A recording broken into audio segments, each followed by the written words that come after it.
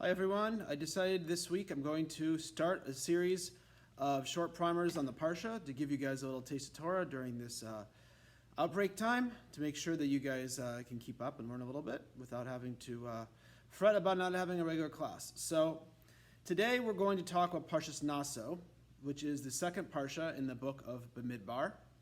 Here in Chutz Haaretz, we're on a little different schedule than Eretz Yisrael because we had Shavuot over 2 days last week, and therefore when they were reading this parsha, we didn't have it because it was Shavuot. So we had 2 days of Shavuot and we didn't have the regular Torah reading. So this week here on Parshas Naso, we read this parsha, and they already started this parsha last week, so we're behind. I guess we'll catch up later in the calendar when we get to one of those double parshas. So again, we're in the book of Bamidbar, which is the fourth book of the Torah, and Bamidbar is a very apt term for this book because it really deals with the occurrences in the Midbar, the wilderness. And the wilderness was the area of the Sinai, the wilderness area that the Jews received a lot of Torah and mitzvahs from Hashem after the experience at Har Sinai. First they were at Har Sinai, and then they had all the occurrences in the desert. Later on in this book, we have the incident of the spies in Parsha Shlach, the Meraglim, and that causes us actually to wander for 40 years. It was a curse for not appreciating the beauty and love of Eretz Yisrael, that's our place to be, that we were cursed to be in the exile of the dark desert.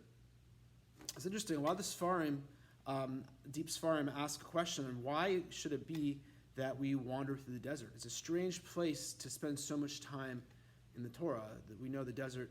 I'm from Arizona myself, so I'm familiar with the beauty and awesomeness of the desert, but to many, it is a place that is bare of life, a place of heat and lack of shelter, lack of water. By definition, a desert is a place that doesn't get a lot of precipitation, a very little amount of precipitation. And there's snakes and scorpions and other deadly forces there. It's a very wild and dark place. So why should it be specifically that the Torah was given in the desert and not in Eretz Yisrael? Why was the Torah talk about so many stories that happened in the desert as opposed to our homeland, Eretz Yisrael, which we don't actually get there as a group, as a whole nation at all in the Torah. It actually ends before we get in there. The only time we talk about Eretz Yisrael in the Torah is regarding the patriarchs and matriarchs when they were there. So how much of the Torah is actually in the Galus? And I think this relates to a teaching, an idea that Torah is not applicable just to the most spiritually high circumstances. Torah is specifically something that, like water, goes to the highest and goes down to the lowest. That Torah is not just for a scholar in an ivory tower, not just for someone with a wonderful, large Jewish family. Torah is something for everybody at every level. And whether you're in Eretz Yisrael or you're in Chutz Haaretz, the diaspora, the Torah is something that's beautiful and can apply to you at any level, no matter what you've done, where you've become.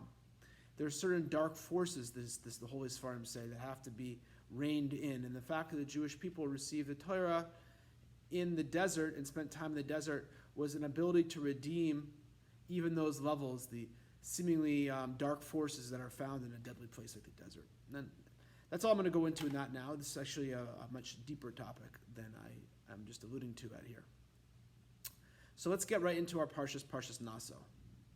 So a lot of the parshas, really all the parshas actually, speak about, the name of the parsha speak about what is going to be talked about in the parsha. Now a lot of them are just like the first meaningful word in the parsha, but when the parshas were divided up into the weekly readings, they were done by subject matter. And there's always some hint, like everything in Torah, everything is relevant. It's not just randomly put together. There's a hint there in the name of the parsha about what's going to go on in that parsha itself. And I think the Parshas Naso is a beautiful example of that. It's a parsha which talks a lot about what Naso means. And Naso means to uplift. So let's just run through some of the ideas in the parsha, and then we will go back to the beginning of the parsha and talk a little bit about a very powerful idea that we find in Hasidic Torah about the idea of uplifting. So the word Naso means to uplift. And this parsha has all sorts of uplifting in it. At the beginning of the parsha, it talks about the three families of the Levites, right? Gershon, Kahas, and Merari. And they were not counted like the beginning of the book of Bamidbar. Last week in Parshas Bamidbar, they were not counted amongst everybody else. From there on, in that parsha, all men aged 20 or over were counted. And it says there explicitly because for the purposes of the army, men 20 or over should be counted. So here it has a small census of these three families within the Levites, and it separates them by family, which in the other parshas it talks about the family and Bamidbar of the different tribes. But here it speaks about them specifically about the jobs that they did. Each individual family of Levites had jobs they did. For example, in the Gershonite family, it says they carried the curtains of the Mishkan and the tent of meeting, its cover, and the tachash cover, the screen, the lace hangings of the courtyard, the screen of the entrance of the gate. This is what they did. And Merari carried the planks, the bars, the pillars, the sockets, etc. Each one of the families carried something specific. And then when it says they're counting, it says we count them from age 30 to 50. A very specific age group, right? 30 to 50. So why should this be? Why in the previous parshas it speak about the age of 20 and up, and here it's age 30 to 50? So when I turned 30 years old, I gave a little class on what the age 30 signifies in Judaism, because we know in Pirkei Avos there is signifiers for each age group and what that is. For instance, it says ben chamesh lemikra. At age 5, that's when the person really learns how to read, right? And it goes on and on. You know, ben shlosh esrei, the mitzvah. That's when they get bar mitzvahs. 13, they become obligated mitzvahs, right? And then it says 18, the chuppah, shemesher the chuppah. Age 20, they need to be getting a parnasa, they need to be chasing after work.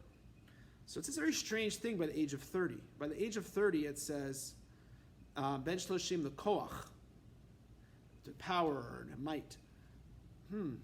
That's strange. Why that? What does that mean? I mean, the other ones are pretty clear. Mikra, reading, bar mitzvah means you need to start doing the mitzvahs. So what does koach mean? It's a very generic term. And it's linked here from what we see at age 30, the Levites would start serving.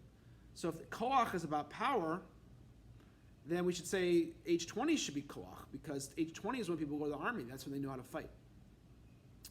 So the Sefer Sfarim, I believe it's the Me'am Loaz, says that age 30 a person gets koach l'chiach l'rashayim, that a person at age 30 gets the power to start telling people who are doing bad things about how to fix that. Meaning, as at age 30, a person starts gaining a certain amount of spiritual strength that they don't want to just be like the flock.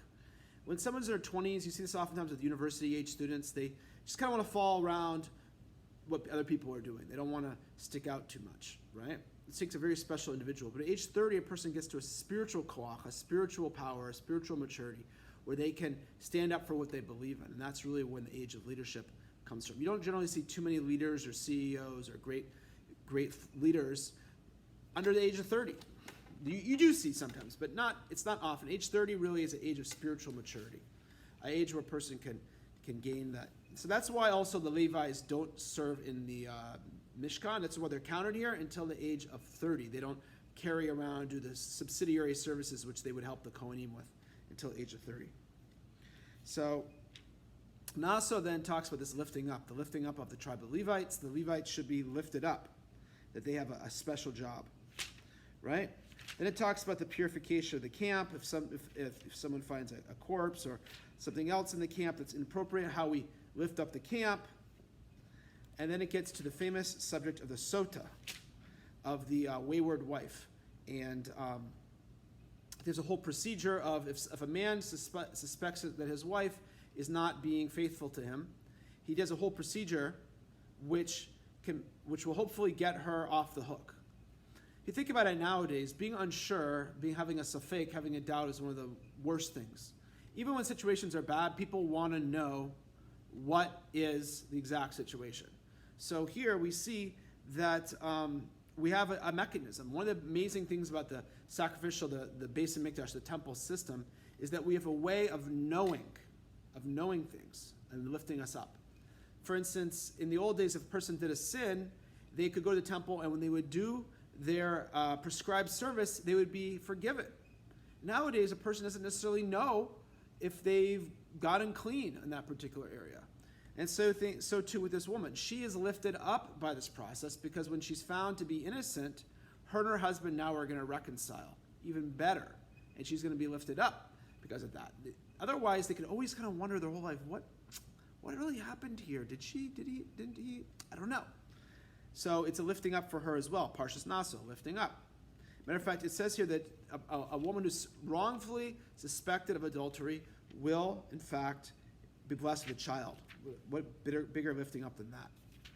So the lifting up gets even more. We talk about the Nazir. The Nazir is someone who takes a vow that he's not going to drink wine anymore. And there are different opinions in the Talmud about whether this person, it's a high level to become a Nazir or a low level to become a Nazir. Meaning as a person wants to take on an added level of sanctity to themselves, Naso, to lift up, or if a person is on a low level, meaning maybe they have an alcohol problem or some other problem.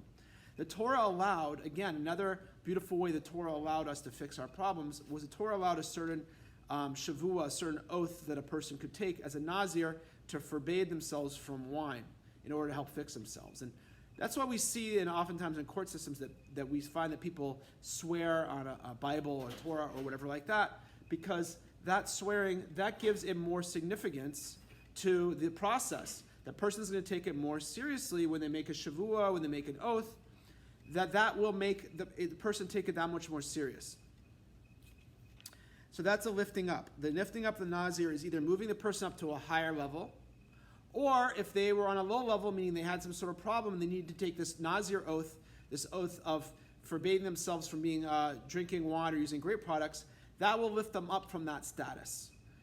Because of the fear of God, they will not drink anymore. They will not be a wine drinker anymore. And then it gets even to some very explicit cases of Naso.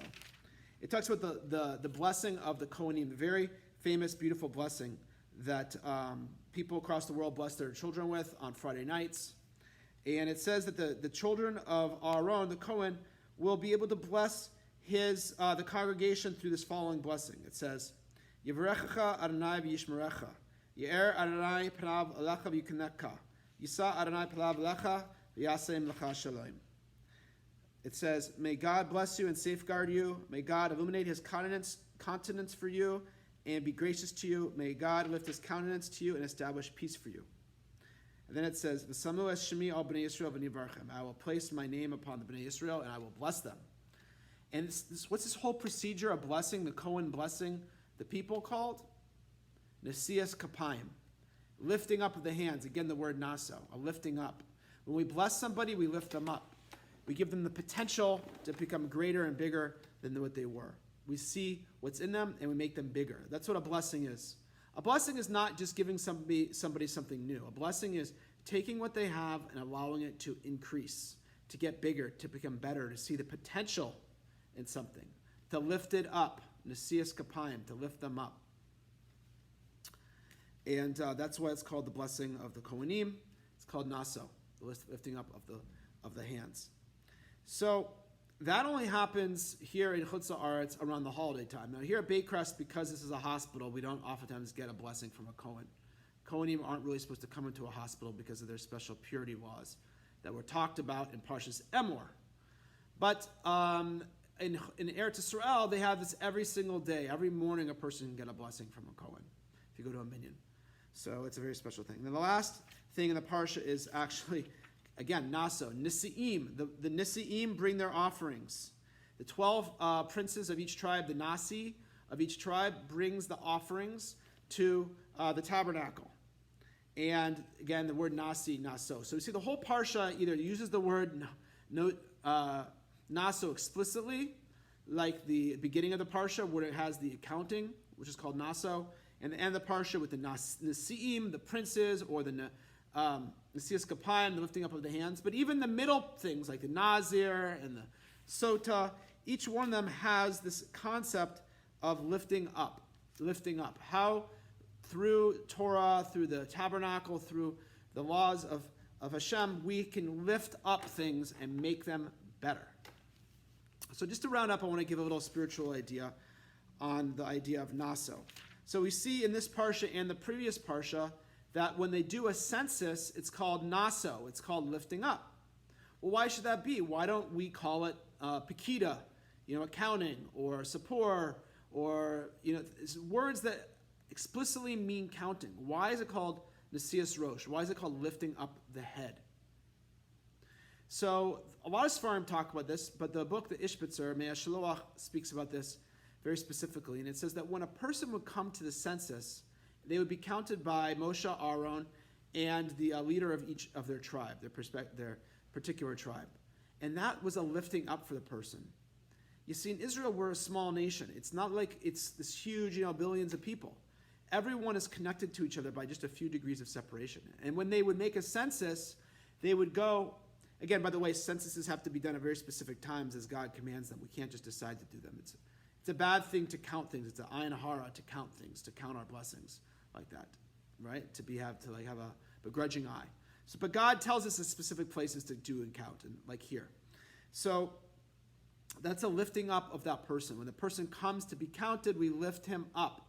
We lift him or her up when we pay attention to them. Here they only were to make a census on the men because there's a purpose for bringing to the army, or as a Levi, which was services that only men of those particular ages did. But it's a lifting up, a paying a particular attention, because each person is so important. Every person brings a new energy to the room, right? It's like we have 9 people, and then a 10th comes, we have a minion. The whole energy changes completely. It's a whole different thing. Each person brings their own specialness to the world, and their own individuality and uniqueness, and everyone has their own special job.